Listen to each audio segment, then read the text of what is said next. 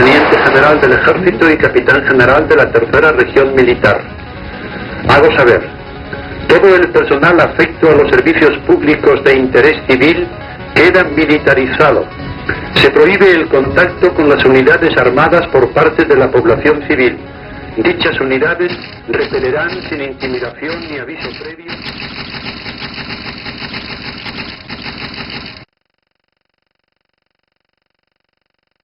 Desde la Asociación Unificada de Guardias Civiles queremos con este documental romper el silencio de tantos años y contar desde dentro del cuerpo los sentimientos y las sensaciones de los guardias civiles y compañeros que se vieron envueltos en aquellos años en un hecho tan grave como fue el golpe de Estado. Aquel 23 de febrero de 1981 estaba entonces destinado en la Dirección General de la Guardia Civil. Aquella tarde en concreto, a la hora del golpe, estaba en el interior de la dirección, en concreto destinado a la unidad de antidrogas de la Guardia Civil. El teniente coronel que entonces mandaba la unidad era el jefe del servicio fiscal de la Guardia Civil y era, digamos, el que controlaba entonces todos los aeropuertos, puertos y fronteras de España. Supongo que él sabía algo, puesto que nos citó aquella tarde a todos los de los grupos para que estuviéramos preparados para un servicio. No nos dijo cuál, pero nos lo dijo. Podemos decir entonces que algo más después del 23F se podía haber hecho para solucionar el caso de los militares que sabían o que en un momento determinado deberían de haber ido, digamos, a la calle o haber sido depurados. Me encontraba destinado en el parque de automovilismo, concretamente en la seguridad del parque. Aquella mañana hubo bastante movimiento de jefe, de visita y tal. No sabíamos absolutamente nada. Solamente, bueno, vi al teniente coronel Tejero, e inclusive yo estuve con él, ¿no?, hablando durante la mañana. En el último de los autobuses que se dirigieron a este emblemático palacio, iba dentro de él y llegamos aquí una vez que ya había sido tomado el Congreso de los Diputados por el señor Tejero, y el principio lo que hicimos nada más llegar fue formar un cordón de seguridad a unos 50 metros de lo que es alrededor de todo el Palacio de Congreso, y a la media hora de estar ese cordón fue cuando nos dieron ya orden de introducirnos al interior del hemiciclo.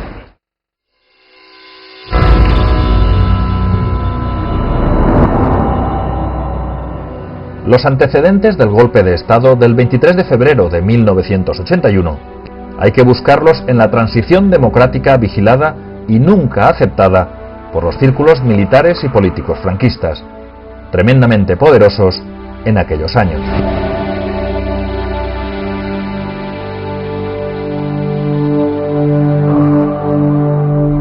Después de la dictadura vino la dicta blanda, después del franquismo una transición que fue hecha bajo presión y bajo coacción de unos militares franquistas que se consideraban con derecho a marcar y controlar el rumbo de la nación y del país.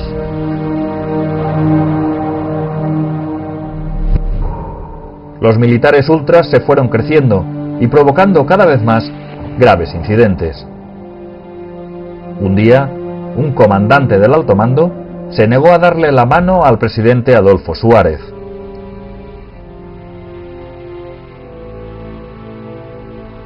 Los entierros de militares asesinados por ETA se convertían en explosivos actos contra el gobierno.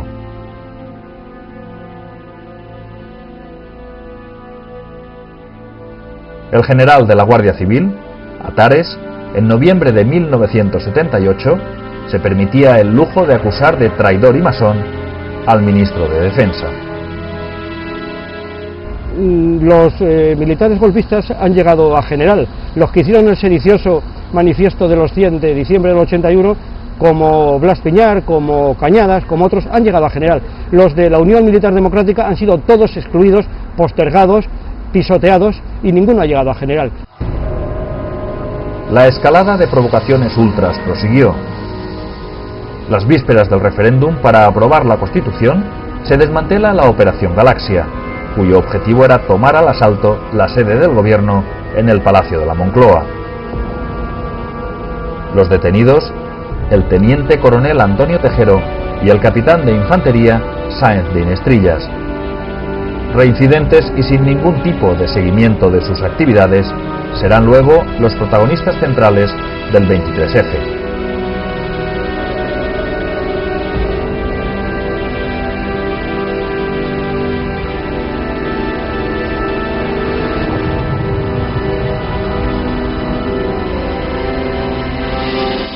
La ultraderecha se movilizó para impedir cualquier avance democrático en el funcionamiento de la Guardia Civil. En octubre de 1980, García Carrés, uno de los implicados unos meses después en el 23F, organizó incluso conciertos de adhesión a una Guardia Civil íntegramente militar.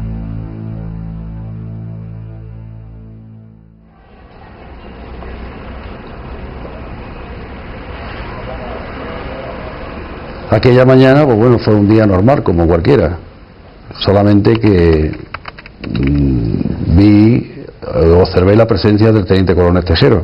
Inclusive estuve hablando con él, ¿no? No sé si sería las 9 y pico, las 10 cuando le vi y tal, ¿no?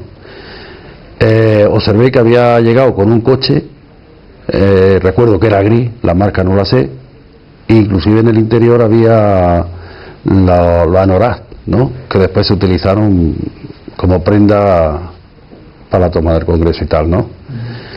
De aquí, de este parque, fue donde un guardia civil como yo, que venía del País Vasco destinado para hacer un curso de tráfico, se vio involucrado en un golpe de Estado que sin saberlo y muy a pesar de mí. Hablamos de este día en que por la mañana estábamos haciendo el servicio normal y corriente, el burocrático, donde nos dedicábamos más que nada a mirar fichas, hacer notas informativas, mirar fichas de delincuentes y demás. Cuando empiezo, digamos, a tener una cierta idea de lo que podía ser o que podía haber algo, era cuando el capitán que mandaba el grupo operativo nos reúne a los dos grupos, que éramos en total sobre unos 15 hombres. Todos de paisano, actuábamos con coches de camuflaje, tal, y nos dice que vamos a ver un servicio importante por la tarde, que por lo tanto que comiéramos en las cercanías de la dirección y que estuviéramos allí dentro, pues, de media hora o 40 minutos. Había 3, 4 o 5 autocares que no eran oficiales, eran particulares, matrícula particular, matrícula de Madrid o no sé qué matrícula por ahí y tal, blanco, y recuerdo que tenían como una franja azul, ¿no?, que son los autocares que luego se utilizaron para el transporte del personal. Bajamos a lo que era a la calle, y en la puerta del parque estaba un autobús que además era civil, no tenía ningún distintivo de la Guardia Civil, no tenía ni matrícula PGC, era una matrícula normal. Los colores del autobús no eran verdes, eran de otro, vamos, como uno de tantos de una empresa particular. Pero en la puerta del autobús sí que había un oficial, un capitán en este caso, de uniforme, que fue el que nos ordenó que pasáramos hacia el interior y que nos fuésemos repartiendo. A partir de las 3 o 3 y media, pues hacemos el servicio normal, y bueno, pues yo en concreto me bajo con un compañero sobre las 6 o 6 y media, porque teníamos un coche que estaba averiado, en concreto un piloto, y fuimos allí a arreglarlo, por si teníamos que salir, porque bueno, había que arreglar aquello. En concreto mi compañero pues tenía el pelo muy largo, tenía incluso coleta y todo, ¿no? Y mientras estábamos arreglando el coche, apareció el teniente coronel Bermúdez, que entonces ocupaba el cargo de jefe de la agrupación mixta de encuadramiento, un cargo el que mandaba la burocracia, digamos, en los oficinistas de la dirección. Muy excitado el hombre, corriendo, muy nervioso. Al vernos allí, ¿ustedes quiénes son? Pues, bueno, somos guardias del grupo de información antidroga, teniente coronel.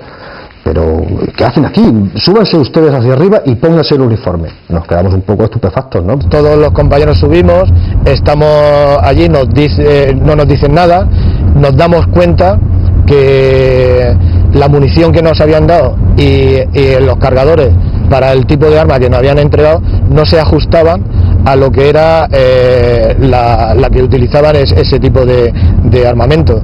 Bueno, para el que no lo sepa, nos dieron munición del 9 largo, que es un proyectil que por sus dimensiones no caben en el cargador de ese subfusil o metralleta que utiliza la 9 milímetros Parabellum.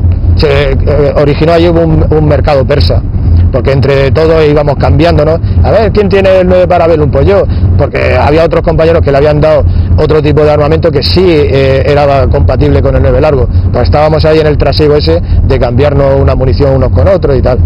Claro, pensábamos que era pues igual algún ejercicio de práctica de algo, no estábamos muy concienciados a qué es lo que íbamos a hacer, y entonces como lo interpretábamos como era algo más de lo que era el tipo de actividad de una academia, hombre, estamos hablando de academia de un cuerpo tan militarizado como la Guardia Civil.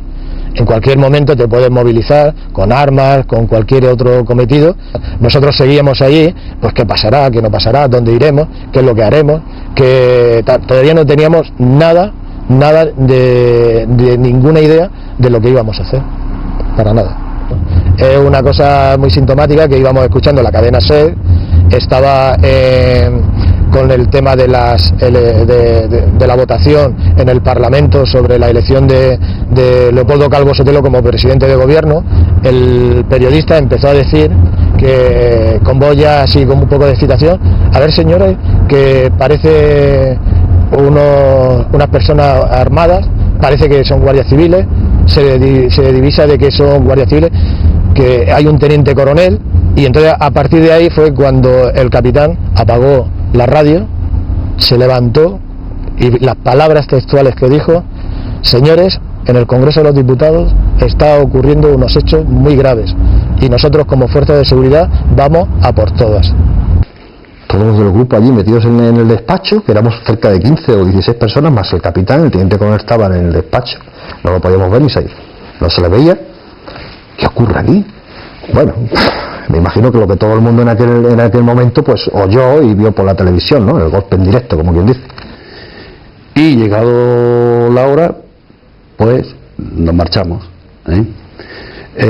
ya posteriormente, pues bueno, ya me enteré concretamente como uno más de la calle, precisamente en la televisión, en un bar, ¿no? Automáticamente, pues claro, como bien sabemos, nos tenemos que incorporar ante una eventualidad de esta a nuestro destino, ¿no? Estuvimos allí, pues toda la noche acuartelados hasta el día siguiente. Y bueno, pues a casi la mayoría o a todos nos entró una euforia enorme, ¿no? Les entró una euforia enorme. A mí en concreto no me entró esa euforia, no recuerdo ninguna euforia. Y entonces, pues mientras harían el golpe, pues prácticamente ya llegó el capitán, manda llamar a los del servicio burocrático, en los demás negociados, que entonces se llamaban así, burocráticos, como remonte veterinaria, el servicio histórico, pues todo el mundo empezó a moverse, a llamar a guardias a su casa para que vinieran a la dirección.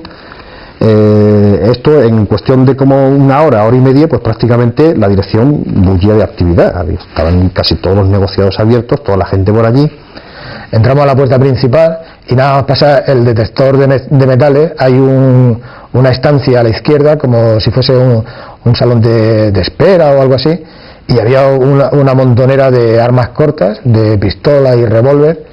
Y custodiando todo eso había un compañero de la Academia de Tráfico, que además lo conocía yo, y le digo: coño, paisano, ¿qué haces con todo esto? Pues figúrate lo que tenía esta gentuza aquí.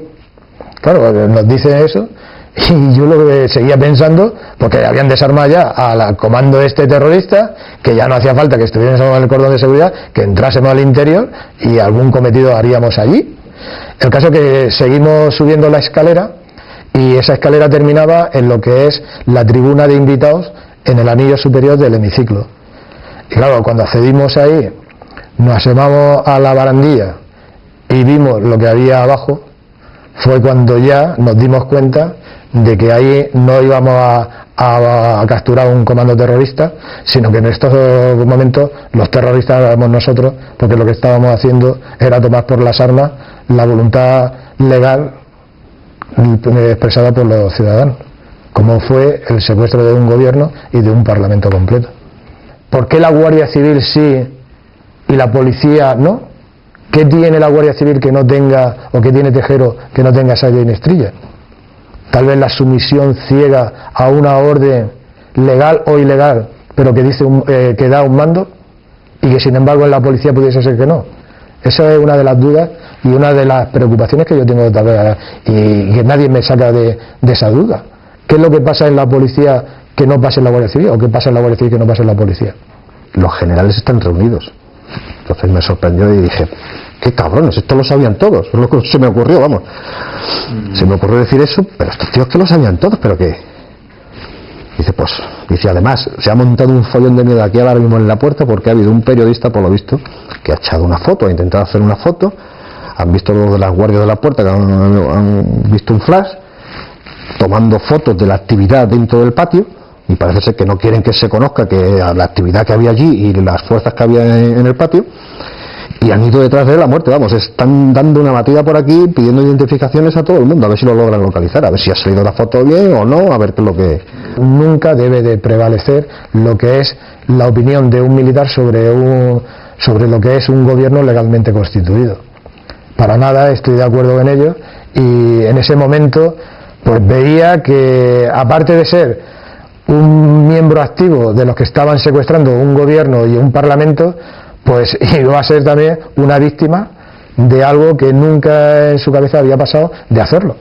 Y de hecho yo, vamos, sigo considerando que la mayoría de la gente que allí estábamos dentro no sabíamos a lo que íbamos y no se tenía conocimiento de que se iba a hacer lo que al final se hizo. Yo cuando me encontré con Tejero, sí que es cierto que en un ataque de ira o de impotencia le dije, mi teniente coronel, esto siempre es igual, se cuentan aquí con los guardias a capricho sin tener siquiera lo que es la opinión personal de cada guardia. Ya cuando se sabía que ninguna capitanía general se había sumado, a excepción esta de Valencia, al golpe de Estado, el desánimo cundió en general entre todos. El primero era el teniente coronel, porque veía que su intento de involución se iba por tierra. Y claro, ahí ya empezaron otro tipo de consideraciones y conversaciones a la hora de tener un final lo más satisfactorio para todo el mundo. Pues ya la euforia fue muchísimo menor, ya no había tanto, ya se empezó a decir, ¿y ahora qué? ¿Qué va a pasar ahora? ¿Qué nos trae el futuro ahora? Pues no lo sabíamos, porque realmente como guardia civil un desastre, como guardia civil un desastre. Por mi parte, los que éramos más jóvenes, mucha alegría, la verdad, alegría porque se había desbaratado, pues como quien dice, no solamente un golpe de Estado, sino una involución total de la vida política y social en España. Y después de la larga noche que se vivió en el interior de allí del Congreso, pues a la mañana siguiente, sabiéndose ya de que todo eso estaba perdido, que se habían preocupado de decir que lo que se estaba negociando era una salida con el máximo de honor para toda la gente que allí estábamos, pues es cierto también que hubo compañeros que dentro de su cometido de estar vigilando lo que eran las ventanas exteriores para que nadie entrase, se asomaban y veían a mismos mandos de la Guardia Civil. En el caso que yo conozco, compañeros de mi promoción de tráfico de la academia que estaban en mi clase, a mí me dijeron, es que yo me asomaba y veía a un coronel, que el coronel me estaba diciendo que saltase, que no me iba a pasar nada, que tranquilo chaval, que ven aquí y tal, y por eso ellos saltaron. Ya una vez que todo había vuelto a su cauce, había esas negociaciones que decían habían llegado a su fin, ellos se encargaron de decir que de oficial para abajo que no iba a haber ninguna represalia, ninguna consecuencia, que todo se iba a depurar de teniente para arriba, cosa que después fue incierto porque tenientes y capitanes han ido ascendiendo en la vida interna de la Guardia Civil y hoy en día tiene alta graduación, muchos de ellos. Claro, cuando Tejero se enteró de que habían guardias que estaban saltando por la ventana, pues poco más o menos que entró en cólera, que decía de que eso era indigno de un guardia civil, el que se saliese por una ventana de una forma como más o menos de intentar evadirse y tal, que eso no era de guardia civil, y entonces que había que salir con honor. Y con honor era salir de la misma forma que se había entrado, era lo que decía él. En el pasillo este ancho que hay a la parte de atrás de donde está la mesa de presidencia del Congreso, estábamos todos formados a ambos lados de ese pasillo y fue saliendo tanto el gobierno en pleno como los diputados de forma, se puede decir, escalonada, y cuando terminaron ellos de salir, pues salimos nosotros, uno a uno, según quería Tejero, pues era salir en formación en fila de a uno para saludarle militarmente, darnos la mano y agradecer el servicio que le habíamos prestado a él durante esas horas. La Guardia Civil sigue manteniendo un total silencio respecto al 23F y quedan aún muchas preguntas en el aire. Para responder estas preguntas, principalmente habría que pensar qué es la Guardia Civil hoy en día, ¿no? Y si la Guardia Civil ha evolucionado como cuerpo policial, ¿no? Y si la Guardia Civil es la misma que en el año 81. Y nos encontramos con que su estructura efectivamente sigue siendo la misma. Se constata que la transición democrática en España no ha pasado por el cuerpo de la Guardia Civil. Por decirlo de alguna forma retórica, la democracia no ha entrado en los cuarteles de la Guardia Civil. No se han insertado mecanismos democráticos dentro del cuerpo. Y fue aquello lo que principalmente valió a algunos militares y algunos mandos militares de la Guardia Civil para que guardias civiles fuesen engañados a realizar un acto tan grave como fue el intento de golpe de Estado. Y nos hemos planteado muchos retos, entre ellos está el poder hacer llegar a las Fuerzas Armadas una plena democratización. Es una asignatura pendiente que hay dentro del Ejército, dentro de lo que es toda la sociedad española, el que esta institución tenga una democracia plena. Con esta grabación de este documental lo que sí quiero es pedir perdón a toda la sociedad como parte de los que tuvieron secuestrado durante un periodo de tiempo a lo que era un gobierno legítimo y a un parlamento elegido democráticamente, y poder lavar un poco mi conciencia, porque yo siempre me han dicho, es que tú esto lo tendrás como algo que contar a tus nietos, y yo digo que no, yo esto no quiero contárselo a mis nietos. Yo lo que quiero contarle a mis nietos es que por lo menos su abuelo ha luchado para que se reconozcan los derechos y libertades de los guardias civiles.